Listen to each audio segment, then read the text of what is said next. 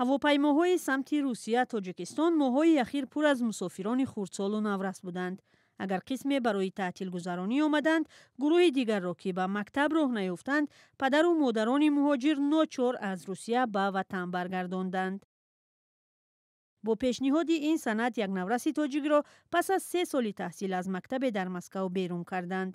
дар он сабаб кӯчидани волидони хонанда ба Тоҷикистон гуфта шудааст, вале ба иддаои яке аз хешовандони наврас, онҳо ба ҷое накӯчида буданд.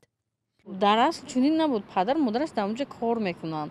Ҷои зисташон ҳам иваз набуд, лекин справка ҳама хел пешниҳод карданд ки гӯё ки ҷои зист иваз шудааст. Аз мактаб берун карданд, баъд маҷбур шудем ки кӯдака биёрем аз онҷа давоми таҳсил кунад, имтиҳонма хуб супорад, аз мактаб намонад. Падар модараш ба гуфташтанд ки гӯё ки духтари шумо намегузарад, биё пештарак ҳамин роӣ кунем, барибир намегузарӣ аз чӣ имтиҳонҳои мо. маҳдудият ва қонунҳои нав, махсусан сахттар шудани қоидаи қабули фарзандони муҳоҷир ба мактабҳои Русия даҳон навраси тоҷикро аз ҳаққи таҳсил дар канори падару модар маҳрум кард. ҳоло бояд бачаҳои муҳоҷирон барои таҳсил дар ин кишвар аз забони русӣ имтиҳони ҳатмӣ супоранд ва қонунӣ будани иқомати худ дар Русияро собит кунанд. ба гуфтаи масъулин, раванди рафту бозгашти фарзандони муҳоҷирон ба мактабҳои кишвар дар маҷмӯъ дар чанд соли ахир бештар шудааст. 70% онҳое ки барои идомаи таҳсил дар Тоҷикистон ба вазорати маориф муроҷиат кардаанд, афродеанд ки қаблан дар Русия таҳсил мекарданд. масъулини вазорат мегӯянд, ин як ҳолати табиии раванди муҳоҷират аст. ҳудудан аз моҳи январ инҷониб аз тамоми давлатҳо ба он хонандагоне ки ба вазорати маориф ва илми ҷумҳурии Исламӣ муроҷиат карданд, зиёда аз 5300 хулосаҳо барои идома додани таҳсили онҳо дар муассисаҳои таҳсилоти миёнаи умумии кишвар дода шудааст. аз ҳамин миқдор зиёда аз 70% онҳоро хонандагоне ташкил медиҳанд ки аз Федератсияи Русия ба Тоҷикистон баргаштаанд. дар асоси хулосае ки аз вазорати маориф ва илми ҷумҳурии Исламӣ ба онҳо дода мешавад, бе ягон монеа онҳо метавонанд таҳсили худро дар кишвар идома диҳанд. мушкили таҳсил ва вуруд ба Русияро донишҷӯёни тоҷик ҳам доранд. ба иттилои расмӣ, дар тақрибан 9 моҳи ахир 50 донишҷӯ барои идомаи таҳсил дар донишгоҳҳои кишвар муроҷиат кардаанд.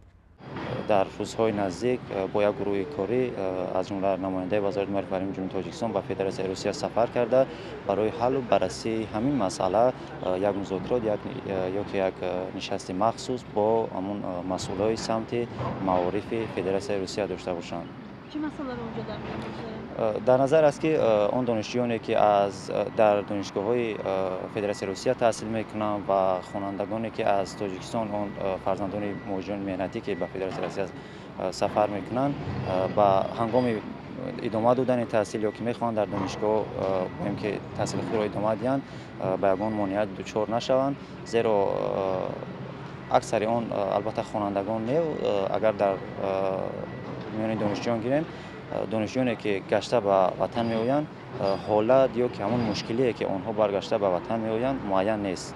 донишҷӯён вақте ки гашта меоянд ё ки аз ин вақте ки аз таътил гашта ба Федератсияи Русия мераванд, бо сабабҳои номаълум ё ба донишгоҳ ро намеоянд ё ки умуман марзро гузашта наметавонанд. пешниҳоди баъзе имтиёзу сабукиҳо аз сӯи Русия барои ҷалби муҳоҷирон ба ин кишвар дар солҳои пештар сабаб шуд ки муҳоҷирати оилавӣ аз Тоҷикистон зиёд шавад. муҳоҷирони бисёре барои пайвастан бо оилаҳои худ фарзандонашонро ба он кишвар бурда буданд.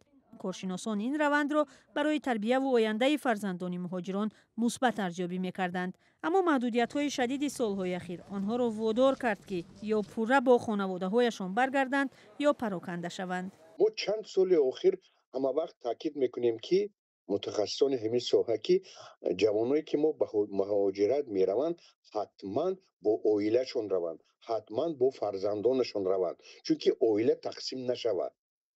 ва ҳамин ҳам солҳои охир шуда буд. бисёриҳо бо ҳамроҳи оилашон мерафтанд, бо кӯдакошон мерафтанд, кӯдакошон дар мактаб мехонд, оилаҳошон ба фарзандошон нигоҳ мекарданд. ин хеле хуб аст, чунки дар Тоҷикистон акнун як тренд гӯем агаранд, тренди муҳоҷирати оилавӣ сар шуда буд ва ин коре ки ҳозир шуда истодааст, ҳамин тренд баръакс вайрон мешавад.